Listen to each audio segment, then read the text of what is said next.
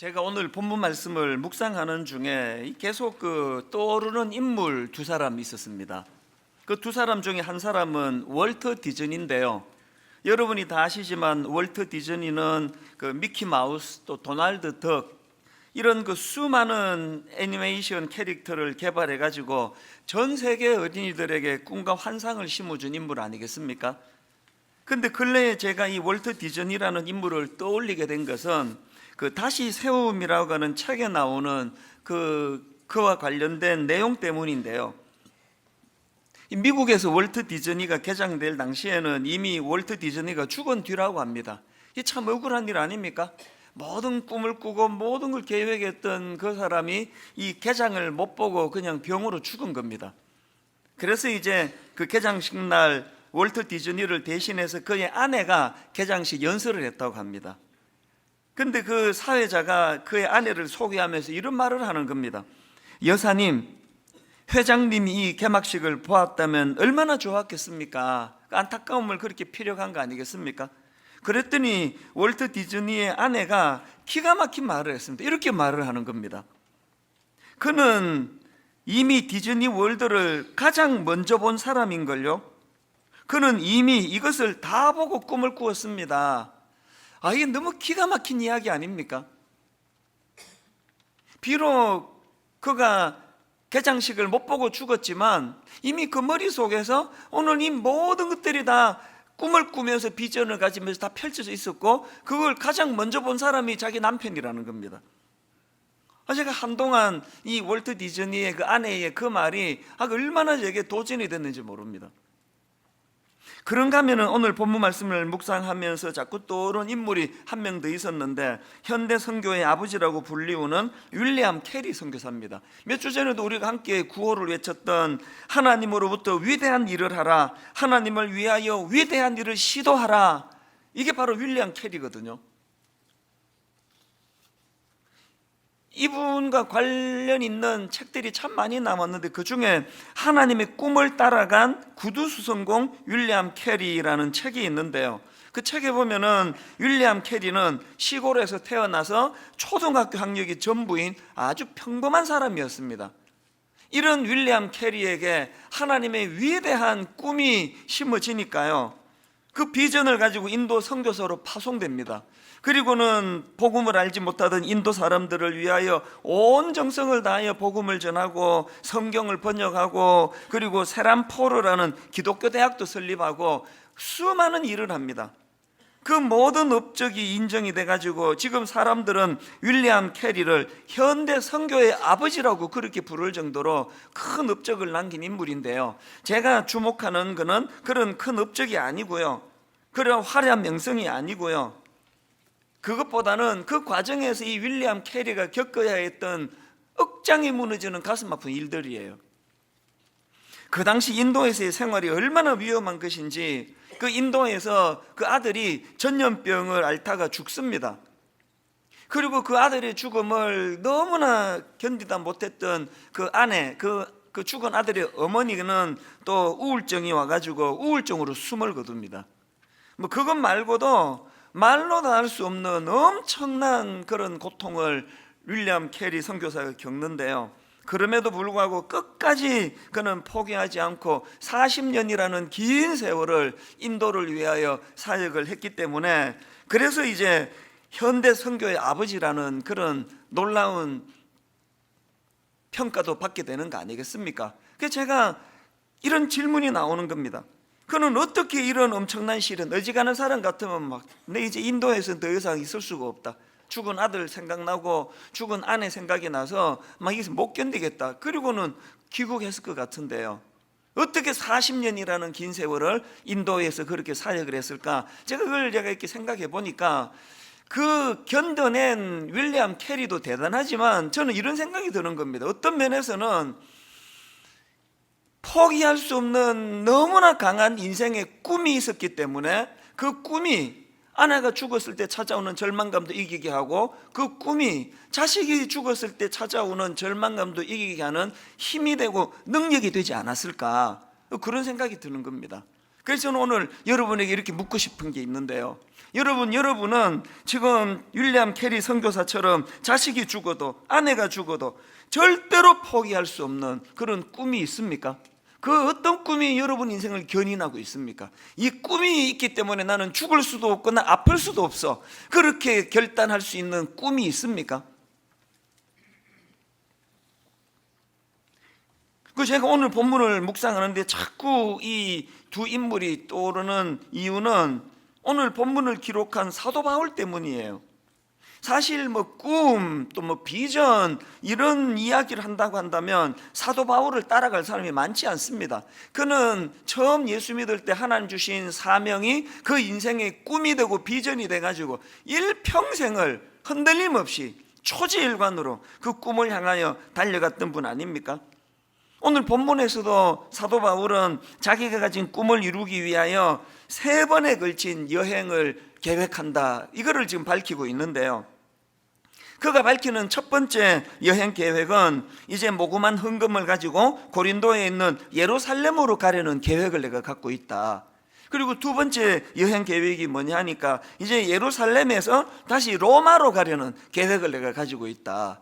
그리고 마지막 세 번째로는 로마로부터 스바나, 요즘으로 하면 스페인이죠, 스바나로 가는 꿈을 내가 가지고 있다, 가기를 원한다. 존 스토트 목사님이 쓰신 그 로마서 강해에 보면은요, 이 사도 바울의 모든 여정을 배를 타고 간다고 가정을 하면 첫 번째 여정은 적어도 1300km, 두 번째 여정은 2400km, 세 번째 여정은 1100km, 그래서 총 4800km를 가는 셈이고요. 만약에 거기에 육로로 간다고 한다면 그것보다도 훨씬 더 긴, 먼 여정길이 되었을 것이다. 그러면서 존 스토트 목사님이 하시는 말씀이 그 당시 고대 여행이 지니는 위험성을 고려한다면 이것은 무모함에 가까운 여행길이다. 이 정말 대단한 거 아닙니까? 그런데 여러분, 제가 오늘 본문에 사도 바울을 묵상하면서 그가 부러운 게 뭐냐면은 이렇게 그가 품었던 엄청난 비전과 또 그것을 실행해내는 실행력, 이것도 부럽지만요, 제가 오늘 본문에서 사도 바울이 부러운, 결정적인 부러운 게 뭐냐 하니까 더 근원적으로 그에게 초지일관, 어떻게 예수 처음 믿을 때 하나님 주신 그 사명이 꿈이 돼서 평생을 흔들림 없이 초지일관으로 나갈 수 있었을까? 요즘에 그냥 걸핏하면은 무슨 시사 프로그램에 어느 목사가 또 누구를 성추행했느니 무슨 짓을 저질러니 요즘에 뭐 유독 더 많이 나오는 것 같아요. 그런 것들을 보고 있으면 참 인간의 죄성이라는 게 아무리 선한 의도로 목사가 되고 선한 뜻으로 그렇게 꿈을 가지고 신학교를 갔다 할지라도 이 죄성이라는 게요, 그걸 유지하게 만들지 못한다는 거 아닙니까? 그래서 그냥 뭐 다 아시지만 저에게 자다가도 이 목사님은 꿈이 뭡니까? 그러면 막 한국교회를 대표하는 교회를 만드는 거면 이거 아니에요. 은퇴할 때까지 사고 치지 않는 거, 은퇴할 때까지 성도들을 놀래키지 않는 거, 오죽하면은 이게 내 꿈이 되겠냐고요. 이런 현실을 보니까 그저 처음에는 꿈으로 시작했지만 중간에 실족하고, 꿈으로 시작했지만 엉뚱한 짓을 저지르고, 이게 인간이기 때문에 사도 바울의 초지일관이 너무나 위대해 보이는 겁니다. 그렇기 때문에 이 질문해야 됩니다. 사도 바울은 어떻게 이렇게 끝까지 초지일관할 수 있었을까? 제가 그런 질문을 하다가 보니까 잠언 29장 18절 말씀이 툭 떠오르는 겁니다. 묵시가 없으면 백성이 방자히 행하거니와, 묵시가 없으면 백성이 방자히 행하거니와. 여기 나오는 묵시를 영어 킹 제임스 버전으로 보니까 비전이라고 그렇게 번역을 했고요, 그 다음에 NIV 성경으로 보니까 여기 나오는 묵시를 레벨레이션 이렇게 번역해가지고 하나님의 계시의 말씀을 강조하는 걸 봤는데, 여기에 사도 바울의 초지일관의 그 놀라운 역사가, 이 비결이 여기 있는 거 아닙니까? 사도 바울은 끊임없이 들려주시는 하나님의 계시의 말씀이 있었고, 그 들려진 계시의 말씀을 그 꿈을 탈선시키지 않는 비전으로, 능력으로 그 승화시킨 거 아닙니까? 이 묵시가 없으면 백성이 방자에 행한다는 이 말씀을 읽을 때면 그 내 인생을 바꾼 비존 스토리라는 그 책에서 읽은 사례 하나가 떠오르더라고요. 그 무슨 사례가 그 책에 나왔는가 하니까, 여러분 꿀벌 아시죠? 이 꿀벌은 겨울을 나기 위해 가지고 열심히 꿀을 모으기로 유명한 꿀벌인데요. 제가 보니까 이 꿀벌이 1g의 꿀을 모으기 위해 가지고 약 125송이의 꽃을 찾아다니네. 1g이면 뭐 그 얼마나 겁니까 이게? 요 작은 그 1g을 얻기 위하여 125송이의 꽃들을 찾아다니는 이 꿀벌의 열심, 겨울을 잘 나야 된다는 그것이 그에게 이런 열심을 가져다 준 거 아닙니까? 그런데 그 책에 보니까 식물학자들이 이런 실험을 했답니다. 그 꿀벌들을 열대 지방으로 옮긴 겁니다. 겨울이 없는 열대 지방으로 이 꿀벌을 옮겼더니요, 처음에는 막 열심히 꽃을 찾아다니면서 꿀을 모으더니 그렇게 열심히 꿀을 모으는데도 이 겨울이 안 오는 거 아닙니까? 겨울이. 시간이 지나니까 두 가지 증상이 나타나는데 게을러지더라는 거예요. 그리고 제가 주목하는 게 그 다음 증상인데요, 그 책의 내용을 한번 들어보십시오. 벌들에게 겨울이라는 비전이 사라지자 자신의 역할을 팽개친 채 게을러졌을 뿐만 아니라 날카로워질 대로 날카로워지더라.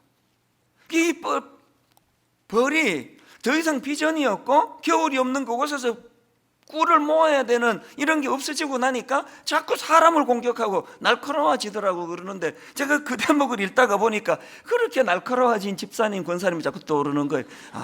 그게 그래서 그런 거구나. 여러분 지금 뭐 자꾸 아무것도 아닌 일에 신경이 예민해지고 뭐 자잘한데 마음을 쏟고 짜증이 나고 그러시면은요, 여러분 여러 가지 그 이유가 있겠지만 지금 혹시 여러분 그 꿈이 없어져 버려서 그런 거 아닌가? 그 인생이 권태로우니까. 이런 점에서 저는 오늘 본문의 그 사도 바울을 통해서 그럼 어떻게 하면은 이 꿈이 변질되지 않도록, 변질되지 않는 꿈을 가지고 달려갈 수 있을까? 저는 오늘 본문에서 이거를 좀 같이 나누고 싶은데요, 두 가지로 제가 정리를 해봤습니다. 여러분, 우리 꿈의 변질을 막기 위해서는요, 첫째로 간절한 열망, 그 꿈을 향한 간절한 열망의 회복이 필요하다는 겁니다. 오늘 본문에서도 사도 바울이 하나님께서 자기에게 맡겨주신 그 사명과 꿈을 향한 열망이 얼마나 대단한지 본문 23절을 보십시오. 이제는 이 지방에 일할 곳이 없고 또 여러 해 전부터 언제든지 서바나로 갈 때에 너희에게 가기를 바라고 있었으니, 여러분 여기 나오는 바라고 있었으니라는 이 표현은요, 사실 그렇게 적절하지 않다고 할까요?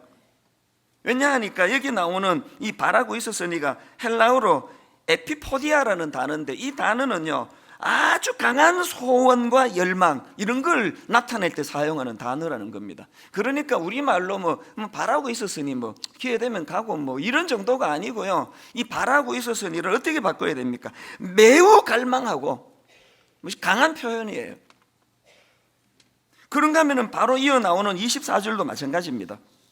이는 지나가는 길에 너희를 보고 너희와 사귐으로 얼마간 기쁨을 가진 후에 너희가 그리로 보내주기를 바람이라. 이 원어로는 이게 두 단어가 다른 단어지만 이 꿈을 향한 갈망은 같은 거 아닙니까?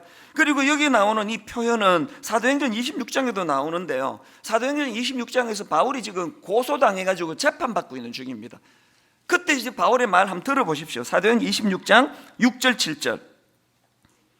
이제도 여기 서서 신문 맞는 것은 하나님이 우리 조상에게 약속하신 바를 바라는 까닭이니, 이 약속은 우리 12지파가 밤낮으로 간절히 하나님을 받들어 섬김으로 얻기를 바라는 바인데, 아그리빠 왕이여, 이 소망으로 말미암아 내가 유대인들에게 고소를 당하는 것이니이다. 그 앞에 나오는 바라는 까닭이니, 그리고 뒤에 나오는 이 소망으로 말미암아, 이게 다 그 24절에 나오는 단어와 같은 단어예요.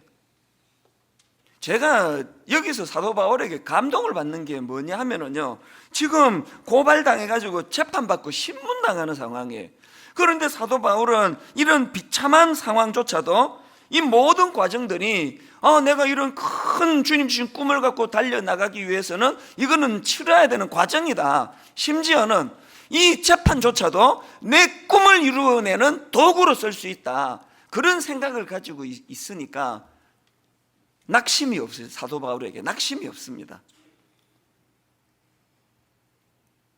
현상이 아니고요, 그 현상을 어떤 눈으로 바라보느냐에 대한 그 태도의 문제예요.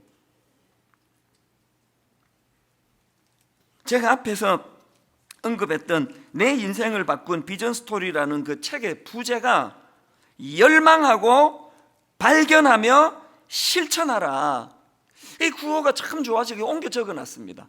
열망하고 발견하고 실천하라, 이런 구호를 되뇌이는데요, 막 엄청난 꿈을 꾸는 것만이 꿈이 아니에요. 내 삶 속에서 열망하고 발견하고 실천하려는 모든 몸부림은 다 귀한 거예요.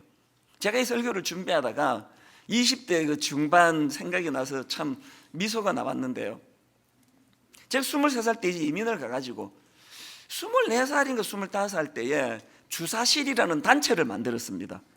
그 주변에 유학생들 또 그 2세 미국 이민 2세 그 후배들을 모아가지고, 이 주사실은 뭐의 약자인가면은요, 주님의 사랑을 실천하는 사람들의 모임. 그래서 이제 주사실, 주님의 사랑을 실천하는 모임. 한국에서 이제 우리 기독교 서클 같이 하던 그 선배들이 이제 그런 움직임이 있다 그래서 저도 똑같이 이제 주사실을 미국에서 만들었거든요.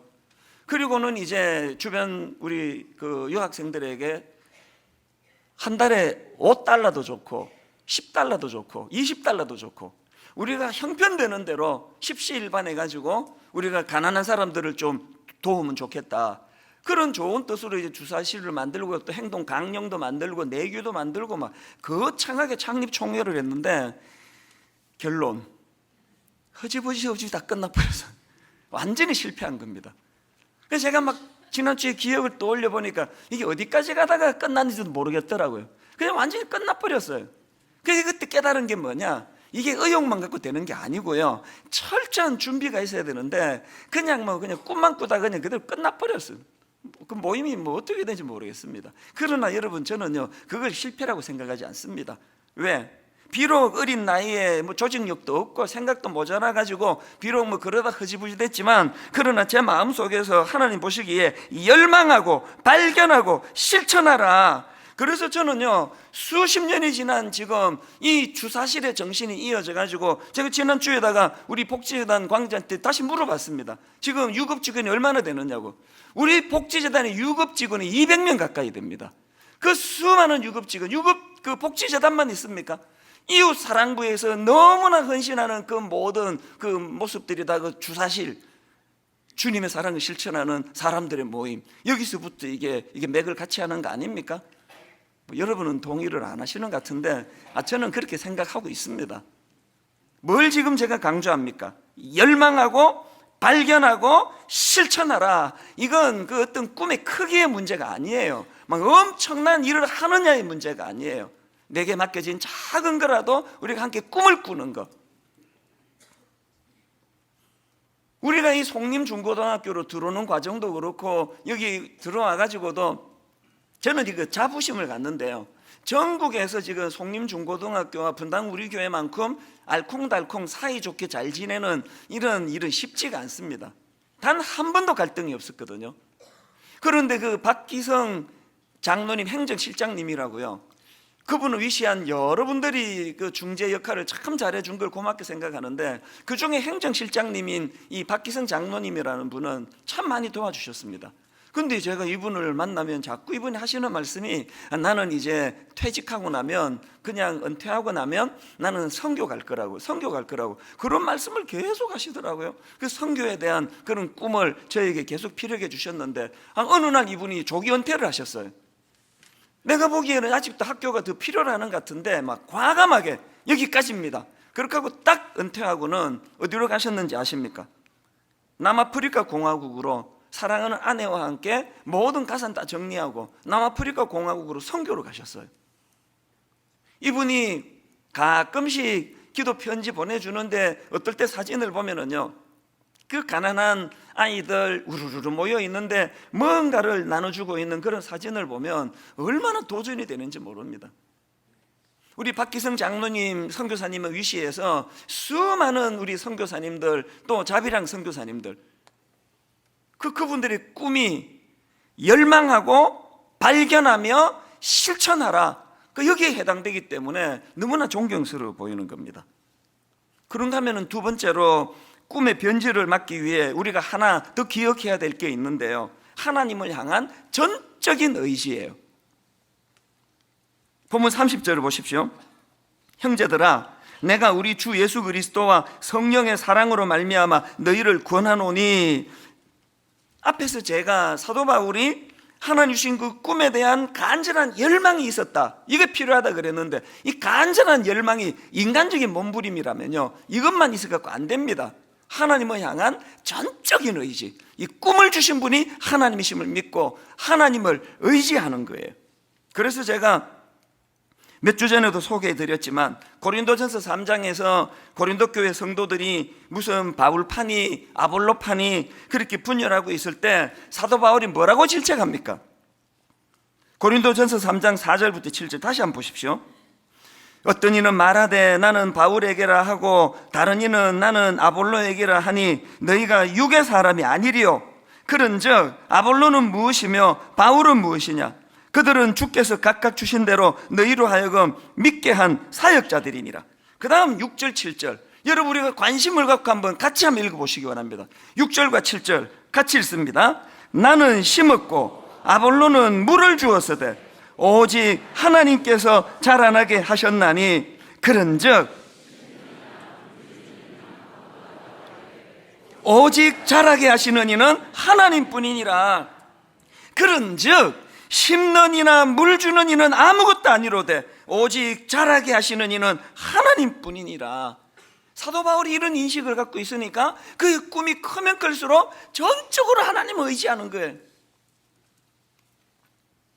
근데 제가 오늘 본문에서 발견한 중요한 포인트가 하나 있는데요, 이처럼 사도 바울이 하나님을 향한 전적인 의지하는 태도가 있었는데 그 태도가 어떤 형태로 표출되고 있는지 아십니까? 자, 30절을 세 번역으로 다시 한번 보십시오. 형제 자매 여러분, 내가 우리 주 예수 그리스도를 힘입어서 그리고 성령의 사랑을 힘입어서 여러분에게 부탁합니다. 그 다음 보세요. 나도 기도합니다만 여러분도 나를 위하여 하나님께 열심으로 기도하여 주십시오. 성경에 보면은 사도 바울이 이런 중보 기도가 얼마나 많이 부탁되어지는지 모릅니다. 데살로니가후서 3장 1절입니다. 끝으로 형제들아 너희는 우리를 위하여 기도하기를. 에베소서 6장 19절 또 나를 위하여 구할 것은, 또 골로새 4장 3절 또한 우리를 위하여 기도하되. 사도 바울이 그냥 자기 열심으로만 달려간 게 아니고 이 꿈을 이루어 주시는 분은 하나님이라는 것을 믿음으로 전적인 의지를 했다는 게 중보 기도로 나오는 게 기도 부탁. 근데 여기서 본문에서 중요한 건요, 기도 부탁할 때 이렇게 이야기합니다. 나도 기도합니다만 여러분도 나를 위하여 하나님께 열심으로 기도해 주십시오. 저는 목사니까 기도 부탁 받는 게 내 일이에요. 길을 가다가도 어떤 분을 만나면 목사님 잘 만났습니다, 이거 놓고 기도해 주세요 막 그러고요. 등산을 가는데 산에서도 기도해 달라 그러고, 어떨 때는 막 급히 가야 되는데 막 급히 따라오면서 계속 기도 부탁을 해요. 그런데 어떨 때 정말 황당해요.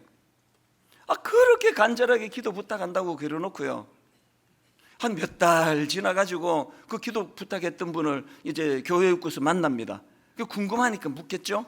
그때 저한테 그렇게 간절히 기도 부탁했는데 그거 어떻게 됐습니까? 그러면 그분 하는 말이 뭔지 아세요? 그게 뭔데요? 자기가 부탁해놓고 자기가 까맣게 잊고 있습니다. 이거 짜증 지대로 아닙니까? 남은 지금 그 얘기 듣고 굉장히 심각하게 이 문제를 가지고 기도하는데 본인은 그게 뭐였더라? 내가 무슨 부탁했죠? 왜 그런 현상이 나타나느냐고요? 바울에 이게 없는 거예요. 나도 기도합니다만 여러분도 나를 기도해 주세요. 이게 없는 거예요.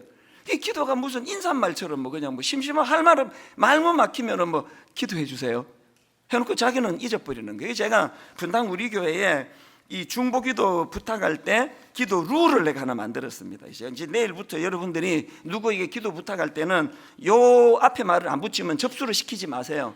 여러분 기도 부탁할 때 이 앞에 이 토시를 꼭 달아야 됩니다. 나도 기도합니다만 여러분도 나를 위해 기도해 주십시오. 한번 따라해 보시겠습니까? 나도 기도합니다만 나도 기도합니다만 내가 먼저 기도의 중요성을 알고 그 부탁을 다른 분들에게 할 때 그 기도의 능력이 나타난다는 것입니다. 이렇게 사도 바울이 자기를 위해 기도해 달라는 부탁을 오늘 본문에서도 드리는데요.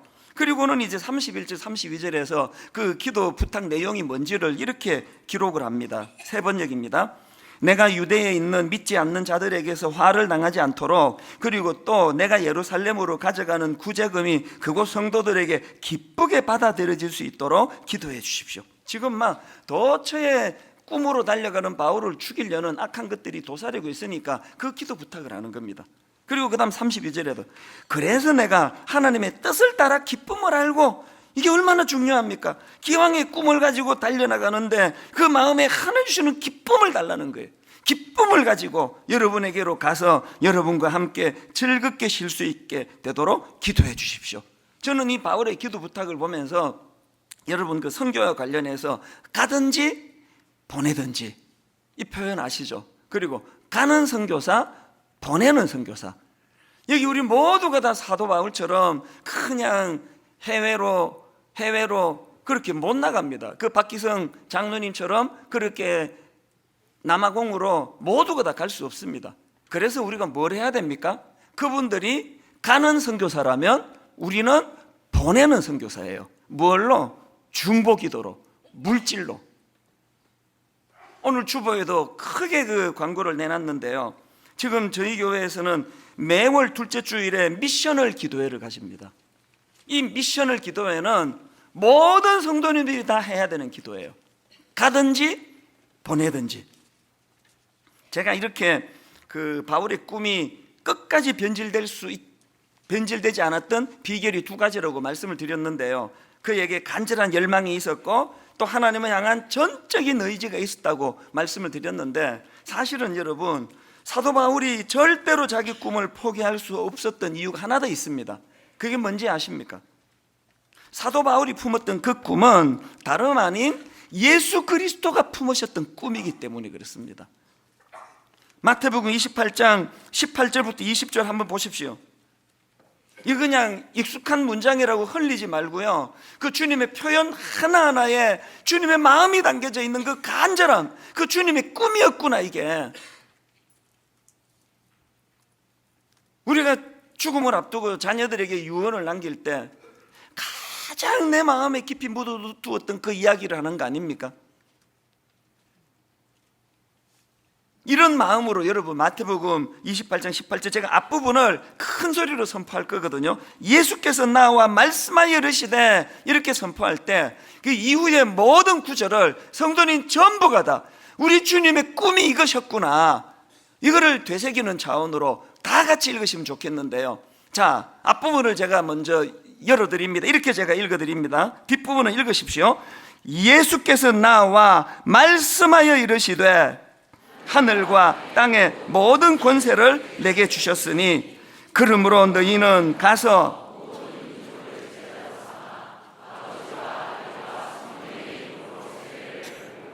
내가 너희에게 분부한 모든 것을 가르쳐 지키게 하라.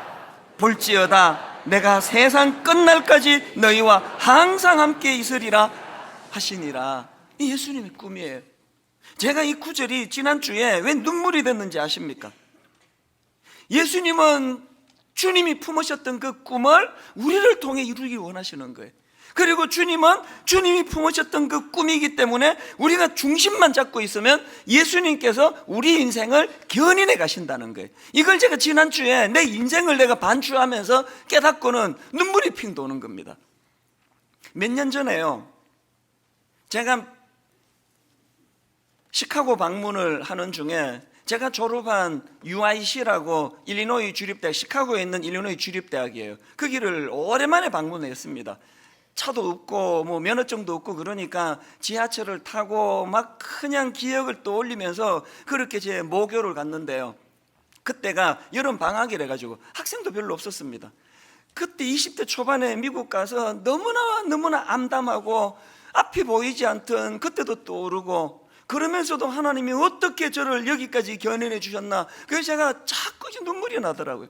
캠퍼스 곳곳을 다니면서 제가 수업을 받던 그 교실도 또 올려져서 아무도 없는 빈 교실에 들어가서 가만히 앉아 있기도 하고 너무나 가슴 벅찬 시간을 보냈습니다. 그날이 제게 왜 그렇게 눈물이 됐는지 아십니까? 우선 한국에서 대학교 2학년 마치고 이제 이민을 가가지고 미국 대학을 들어가야 되는데 우선 뭐 실력이 안 되었고요. 아버지는 금식기도 하다가 돌아가시고 학비 드릴 사람도 없고 제가 어머니를 또 봉양해야 되고 이러다 보니까요, 풀타임으로 일하면서 학교로 다녔거든요. 어떨 때는 3교대 하는 주유소에서요, 밤 11시부터 아침 7시까지 일을 해요. 밤을 꼬박 새워가 일하고 바로 집에 와서 딱 샤워하고 아침에 학교를 가 앉아 있으면요, 안 그래도 잠이 많을 20대 그 초중반 나이에 수업이 들어오겠습니까? 뭐 이래갖고 내가 어떻게 내가 졸업할 실력을 내가 만들겠냐고요. 어떨 때는 새벽에 4시에 일어나가지고요, 고속도로를 1시간 반 달리는 그 미국 공장에 가서 풀타임으로 8시간 청소하고 오후에 와가지고 딱 이제 점심 겸 저녁 먹고 그렇게 하고는 또 지하철을 타고 학교를 가면은 11시 넘어 집에 들어오고 숙제하면은 새벽 2시, 한 2-3시간 잠자고 맨날 두통 오고 맨날 코피가 터지고, 그럼에도 불구하고 버틸 수밖에 없었는데 그때 계속 저에게 찾아오는 유혹이 학교를 그만두라였어요. 미국은 그 필요도 없고 니는 지금 40살까지 미친 듯이 돈을 벌어가지고 한국 돌아가는 게 꿈인데 이까지 대학 졸업장이 뭐가 소용이냐고 제가 계속 저를 설득하는데, 그리고 주변 사람들도 막 계속 그런 이야기를 하고, 뭐 그렇게 고생하면서 대학 졸업할 이유가 뭐가 있냐고, 미국은 이런 거 안 보는데. 내가 몇 번 학교를 그만두려고 그랬습니다. 근데 이게 뭐가 쉬었는지 절대로 포기가 안 되는 거예요. 막 결정적으로 이제 학교 끝이다 그랬는데도 포기가 안 되는 거예요. 그렇게 고생해가지고요, 1987년도에 제가 이제 대학을 졸업했는데요, 그리고는 뭐 저는 돈 벌기로 결심했으니까 졸업하자마자 바로 흑인 동네로 들어가가지고 그 자수성가한 사장님 한국인으로 막 엄청나게 돈 많이 벌었다고 하는 그분 밑으로 들어가가지고 흑인하고 저하고 짝을 맞추어서 뭐 밑바닥부터 변기 청소하고 쓰레기 치우고 이런 걸로 다시 이제 시작한 거 아닙니까? 그 뭐 쓰레기통 치우고 변기 청소할 거 뭐하러 이렇게 내가 대학 졸업장을 필요도 없는 걸 따야 됐느냐고요. 그러나 여러분, 놀라운 일이 그 다음 일어난 겁니다. 그렇고 몇 년 뒤에 다 아시잖아요. 뜬금없이 하나님이 저에게 한국으로 돌아가 불쌍한 청소년들, 중등부 고등부 교회 전도사가 되라, 목사가 되라, 그 꿈을 제게 주셨기 때문에 한국에 있는 신학대학원으로 편지를 써서 보냈거든요. 답이 왔어요. 대학 졸업장하고 성적 증명서를 해서 보내라. 그래서 제가 무시험으로 들어갔습니다. 그때 한창 신학교가 뜨거울 때이기 때문에요, 들어가 보니까 뭐 서울대 막 대단한 사람 엄청 많이 와 있더라고요. 제가 무시험 아니고 시험 봐서 갔으면 100% 떨어졌을 거예요. 이게 제 눈물이었습니다. 나보다 더 나를 잘 알고 계시는 주님. 제가 그때 UIC 학교 다닐 때는요, 목사가 되겠다는 생각은 1%도 없었거든요. 나 그냥 돈 벌어서 내가 한국에 가서 내가 과원도 차리고 양돈도 차리고 이 생각만 하고 있었는데, 하나님의 계획, 당신의 꿈. 여러분, 제가 그때 UIC 어렵다고 학교 그만둬 버렸으면 대학 졸업장이 없는데 대학원을 어떻게 들어가느냐고요. 이게 눈물이에요, 저의 눈물. 제가 그날 그 캠퍼스에 앉아 있는데 여러분에게 이 말씀으로 결론을 맺기 원합니다. 여러분, 주님의 꿈을 품으셔야 돼요.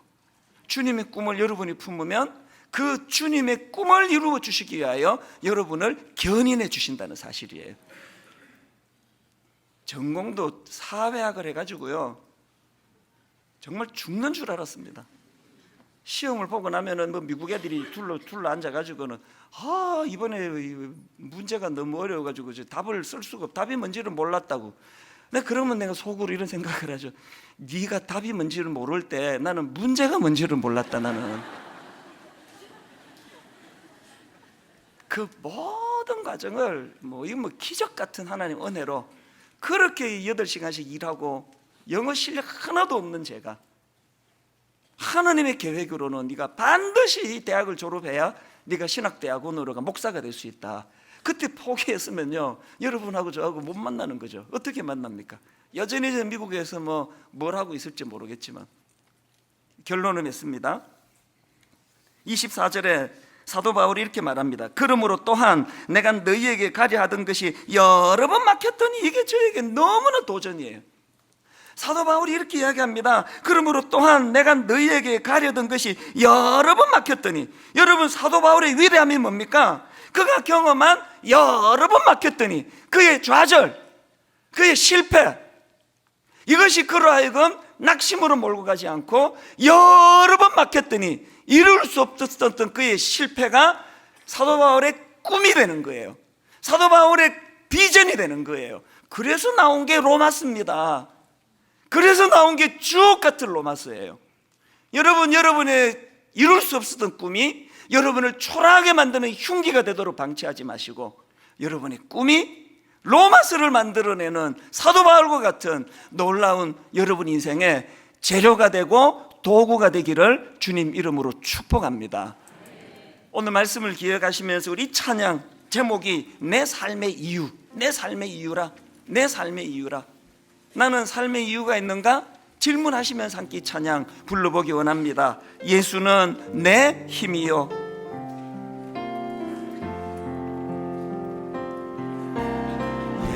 예수는 내 힘이 나의 기쁨, 내 참 소망, 내 참 소망 그 이름의 생명이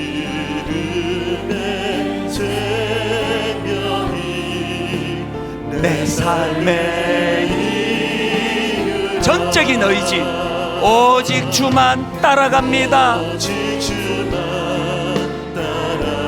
내가 가진 꿈 오직 주만 높임 받으소서. 이 흔들리지 않는 꿈 내 평생에 그 이름을 그의 선하심을 세상에 노래합니다. 그 이름의 크신 능력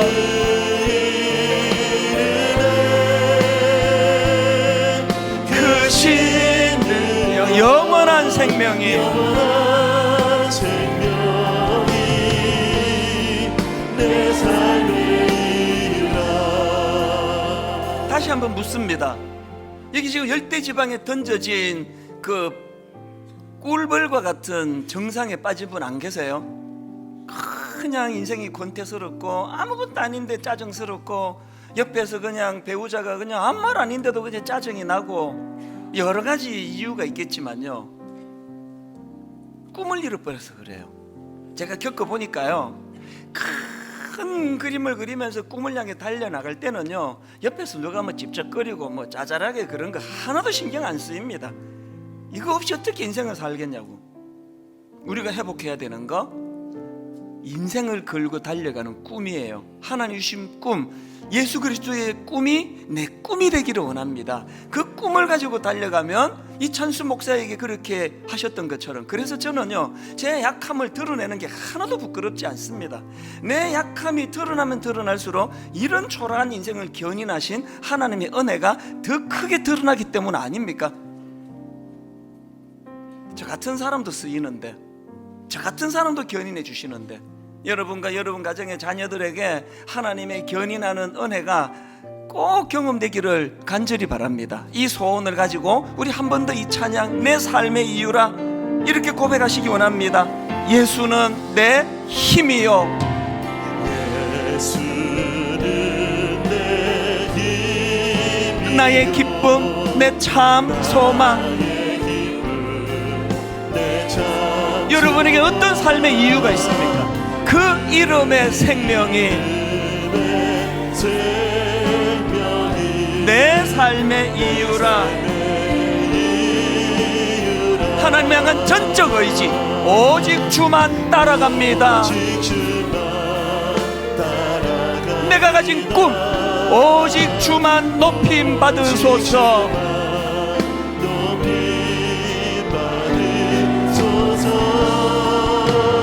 내 평생에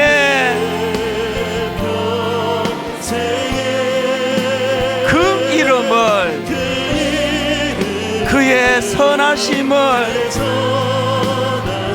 세상에 노래합니다.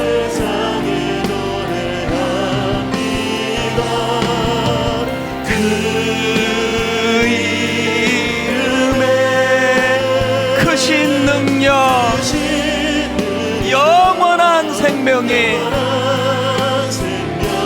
내 삶의 이유라. 내가 사나 죽으나 그 이름을 위하여 내 모든 것 다 드리니 나를 받으소서. 오직 주만 따라갑니다.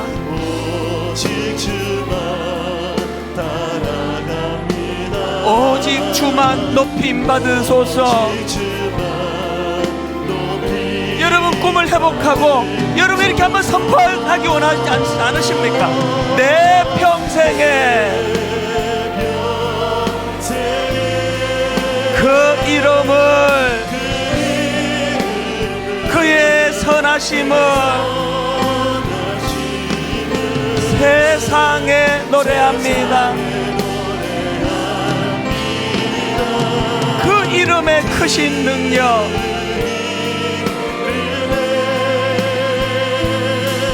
크신 능력, 영원한 생명이 내 삶의 이유라. 오늘 말씀을 기억하시면서 우리 한 번 더 집중하여 예수는 내 힘이요, 나의 기쁨, 내 참 소망. 그 이름의 생명이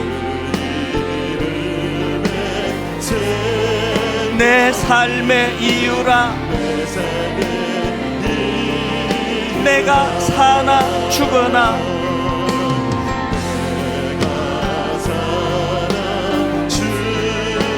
그 이름을 위하여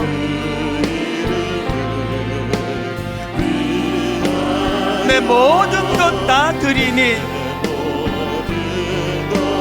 하나님, 내가 가진 이 꿈, 이 비전 주님 받아주시기 원합니다. 나를 받으소서. 오직 주만 따라갑니다. 전적인 의지, 오직 주만 높임 받으소서. 내가 가진 꿈, 이 꿈을 가지고 내 평생에 그 이름을, 그의 선하심을 세상에 노래합니다. 그 이름의 크신 능력,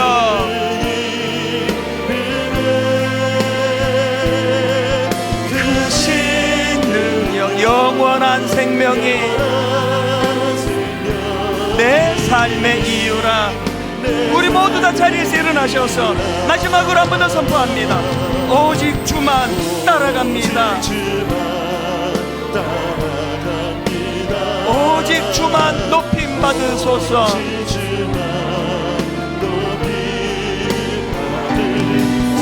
이 꿈을 가지고 선포하십시오. 내 평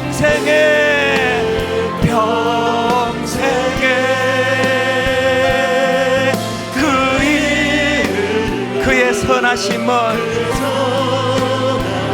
세상에 노래합니다. 세상에 노래합니다.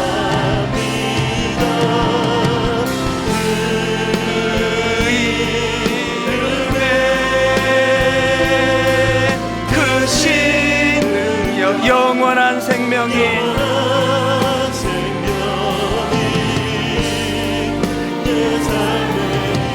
내 삶의 이유라. 내 삶의 이유라. 그 절망적인 상황 속에서도, 자식이 죽고 아내가 죽는 그 상황 속에서도 하나님으로부터 위대한 일을 기대하라. 하나님을 위하여 위대한 일을 시도하라.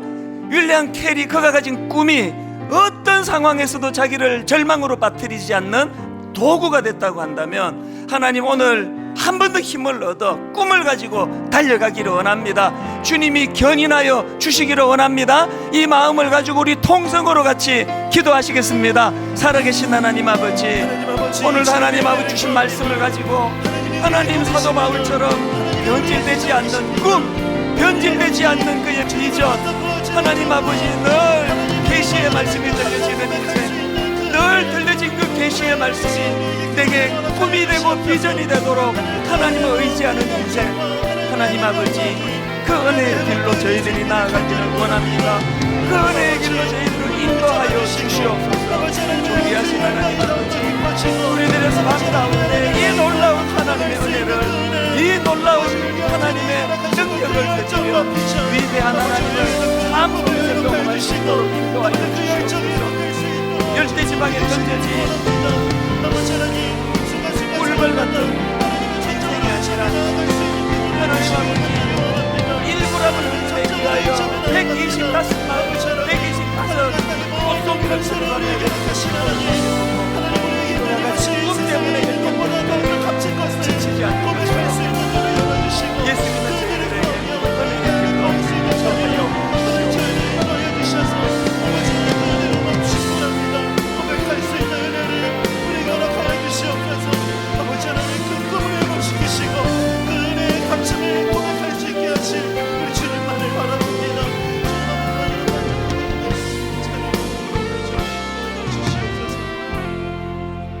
그러므로 또한 내가 너희에게 가려 하던 것이 여러 번 막혔더니, 하나님 사도 바울에게 계시는 그 하나님께서 바울이 시도했지만 실패했던, 시도했지만 할 수 없었던 그 모든 낙심된 거리들이 사도 바울을 절망으로 몰고 가는 것이 아니라 오히려 이것이 그가 가진 비전, 꿈의 재료로 쓰여졌던 것처럼, 하나님 나이는 들어가는데 손에 잡히는 게 별로 없고 자꾸 인생의 초라함이 드러날 때마다 지금이야말로 복음을 붙잡을 때라는 것, 지금이야말로 우리 주님을 붙잡을 때 우리가 가졌던 실패했던 수많은 가슴 아픈 재료들이 오히려 나이 들어갈수록 꿈을 품게 되는 도구가 되는 줄로 믿습니다. 오늘 주신 말씀이 능력이 있어 사도 바울을 위시한 수많은 비전어리들, 꿈을 가지고 달려갔던 사람들처럼 예배하는 모든 주님의 자녀들에게도 이 놀라운 사건이 일어나도록 간섭하여 주시옵소서.